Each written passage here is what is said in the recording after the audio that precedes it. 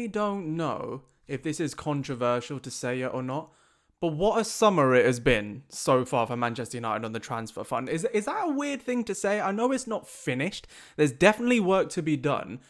But if you'd have told me that we would finish 15th in the league, no European football, and even lose a final, and yet we get one of the biggest wage earners off the pitch, we make money elsewhere from sales that aren't even directly to us, but we still make that money, and then we manufacture 3 deals that actually work in our favour to sign 2 of the most potent and prolific attacking players of the Premier League over the last 3 seasons, and one of the most exciting players, strikers, in European football right now.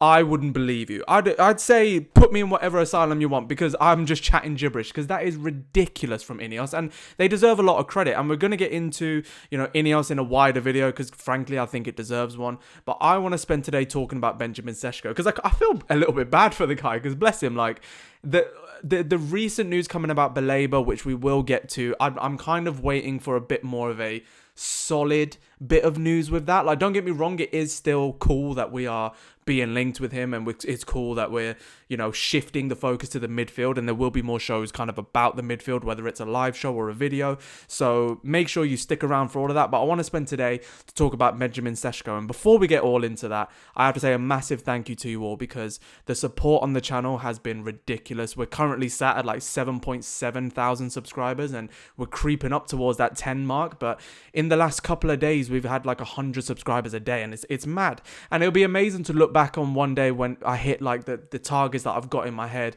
and I look back and say, wow, I was at, we kept grinding, we kept making this community what it is, because every single new person that comes into it, I feel like, has bought into why we're doing it.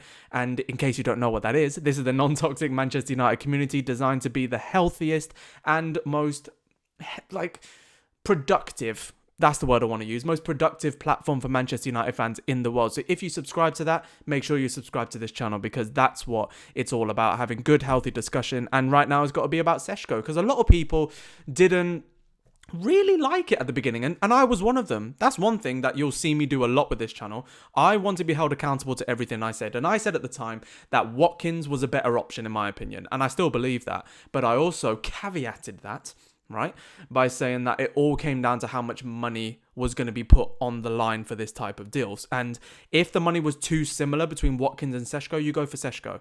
If it was financially viable to get the more experienced alternative for a lot less money, significantly less, I'm talking half, then you go for Watkins. That didn't happen, so you went for Sesko instead, and you manufactured a pretty good deal out of it. It's £66 million plus 7 in add-ons. And let me start by saying, add-ons are a mix of achievable and performance-based, okay?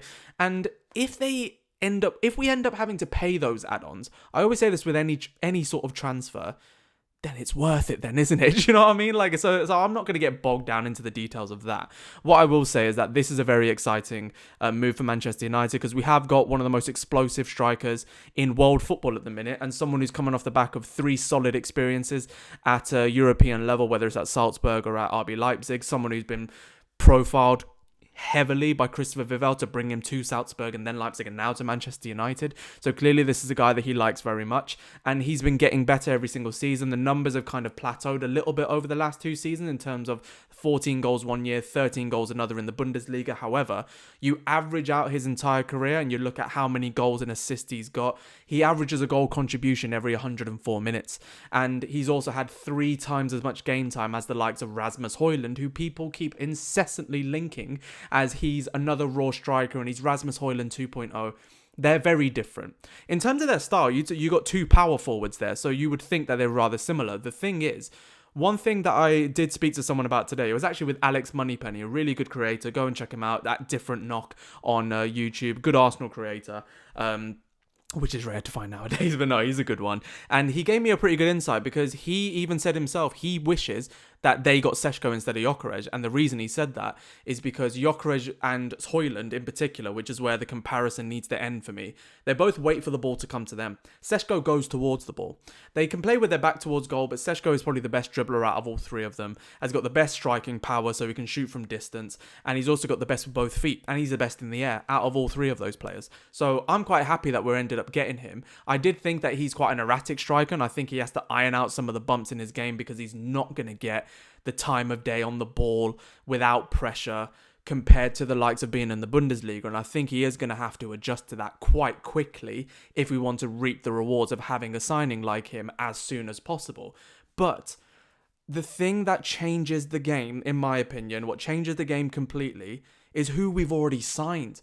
Like, Cunha has been forgotten about. We moved on to Mbeumo quickly, moved on to Sesko, now moved on to Baleba. But the fact we have Cunha, a really good attacking outlet who's good at linking up with his teammates and is so fluid in his movement, and Mbeumo, who loves to cross the ball into a player with an aerial threat like Vissa, and we saw how potent them two could be. It's like there you have two players who aren't just going to be selfish enough to get stuff for themselves. They'll contribute with goals to take the pressure off you a little bit, but they'll also set you up a lot as well, which we did not have when Rashford or Garnacho or Antony or Mount were there. Do you know what I mean? So it's massive that he's going to have them two for the majority of the season and playing one game a week, barring AFCON, of course, that's who you're going to be playing next to. So it's really good to see that has happened. And also, I said it at the top of the show, but this is a massive statement of intent from Ineos, because you cannot be angry with having where we finished last season and then coming off the back of that and being excited about this season as all of us should be. Because this is a really good statement from them. And immediately after that, like I said, the reporters are saying we're looking for a midfielder now and then a goalkeeper. And I have faith that we are going to get a midfielder and a goalkeeper. Whoever they are, I'm not sure yet. But the fact that we're addressing these key issues, we're actually giving the manager a good chance to succeed, is really nice to see. And Sesko himself, this is a player that will manufacture chances for himself. And RB Leipzig in the last two seasons, where his performances have dropped off, the whole team has dropped off. Remember, they lost Szoboszlai, and they've lost key players every single year. That's kind of part of the Leipzig and Red Bull model, really. And obviously where they sit in the, proverbial predatorial tree in the European system. But it is understandable that the numbers have dropped. Like, Lois Openda's numbers dropped dramatically from this season compared to last, but not as dramatically as Sesko. He's actually stayed quite consistent with it. And there was a video that came out, and this is the one thing that has really stood out to me. I might be stupid in mentioning this, but it really has stood out to me because the intangibles of football are just as important as the tangibles. Like, what's going on up there? What are you thinking? And what's your mentality like joining a club like Manchester United? And there was a video that surfaced of him talking 2 years ago on a live stream with his mate or with an agent or whoever it was, saying at the time, 2 years ago, he wasn't ready for a big move, but give him 2 to 3 years and he'll be ready for that. So he's already thought that far ahead in his mind. And so coming to Manchester United, not only does he think he's ready, which is why I've made the thumbnail the way that it is, saying that he is ready, but mentally he's prepared for what Man United are going to throw at him. And look, when he gets here, and if he does start slow, or if he doesn't get going quickly enough for our liking, it's going to become difficult. And we'll see a lot more about him once those things can actually be addressed. But it is still really nice to know that that is his thoughts and those are his feelings going into being a Manchester United player. And also, this deal was expedited very quickly. I think that's off the back of Christopher Vivell knowing him so well, bringing him to Manchester United's attention so early, tracking him for the last 2 years, all that kind of stuff really does play into it. But even when it was time to get the negotiations done, and this isn't a dig at Newcastle, right? It's just proof of where we are in the tree, where we are in relative to our rivals, right? Competitively, Newcastle were better than us last season. Competitively in the league, they were better than us the season before.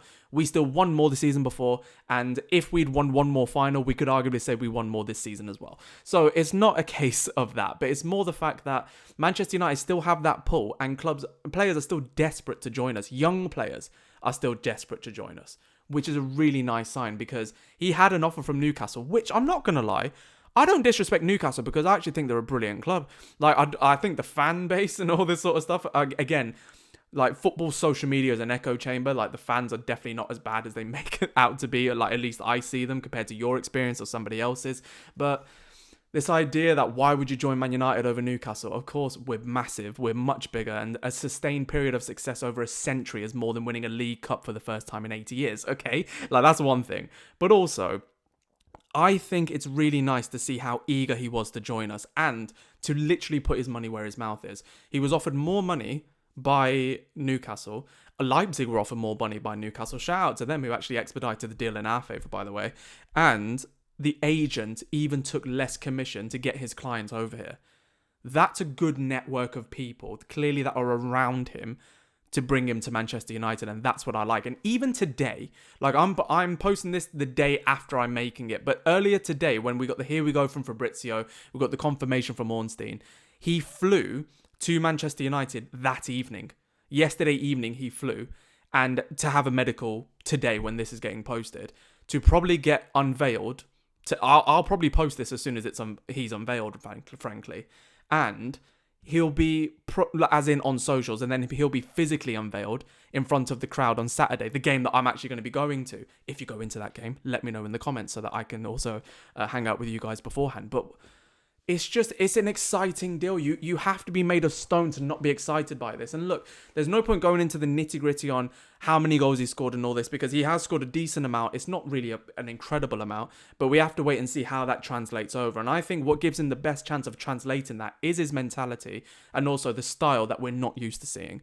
So, like I said, he doesn't wait for the ball to come to him. He goes out and gets it. He tries to make things happen. His energy is much better. He's much more explosive. And I'm comparing him to the likes of Rasmus. Way more explosive, better in the air, great shot power, better link-up play, much more cultured, much more experienced on the European scene, on the international scene. This is a different kind of kettle of fish. It's still raw compared to some of the other experienced alternatives I mentioned in a video prior with the likes of Watkins and things, but it's still more experience and less of a risk than what Rasmus Hojlund was. It's the same amount of money that Mbeumo came for. It's less money than what Rasmus came for. And I think this is going to be a positive signing for us. And now it looks as though Rasmus Hojlund's future is a bit uncertain now. And I would like to see a world where maybe they could work together and feed off of one another and switch out for games and come on for each other and still get a good, respectable goal tally between them, because it keeps Rasmus in the fray. We don't then lose him and have the potential go elsewhere in a different league and everyone think, why did we sell him? And also it'll get his value up even further. That's what I would want to happen. And he's not even a high earner. He's on like 90k. But if a suitable offer comes in of like 40, 50 million, which is what we're quoting different teams, you have to consider that as well. How I feel about just having Sesko, Xerxes and Chido, I still think it's light. I think it's very light, actually. So if Hojlund stays, I feel a lot safer. But financially, I understand if that's not what we're planning to do. But a lot remains to be seen in terms of what we do with our midfield, what we do with our goalkeeper. That lot will be addressed at different videos, but I want you to get in the comments now and let me know what you think about Sesko, because some of you, I know, were vociferous in wanting him. Some of you really didn't. Now that he's ours, my opinion to end the video, he's our striker. We have to give him a fair chance to succeed, and then we judge him after that. Because a young striker, as we've seen with others, needs continuous support to, like, not, you know, blindsiding all the things that they do wrong and just being delusional to all of that. But good, consistent support with constructive criticism is only going to help us going forward. Rasmus has had 2 years, and I think all of us, the jury is still out. Barada and Wilcox themselves have said that is not the way they want to run Man United anymore. I think they're going to do the same with Sesko. So let me know what you think. I think it is, especially being amortized probably over the length of the contract. I think we got him on a deal that probably is a few million out of what I would want to pay at the top end. But knowing us, we probably did it in the right way. We even organised a friendly with them to get them more money just so we could take the money off of this, and it gets more freshness in the legs for us. So why not? So yeah, I think it's exciting. And like I say, I will be at the game on Saturday. So let me know if you are. It'd be good to meet a few of you and get in the comments and let me know what you think. And as ever, subscribe and like the video to send it out to as many Manchester United fans as you can, because we are on a mission to build the biggest, healthiest and most productive environment for Manchester United fans to engage and grow together. So if that's what you want to be a part of, be sure to subscribe, and I'll see you in the next video. And on that, I've also got my hobby page, collectibles page, Hobby FC, in the link below, which if you want to check out to learn more about cards, and like, look, I even went to a Tops event earlier and I got loads of these, so I will be doing more cards and like shirts and hobby content. Check it all out in the description below, and I will see you on the next video where, who knows, maybe we sign Baleba, but we might sign someone.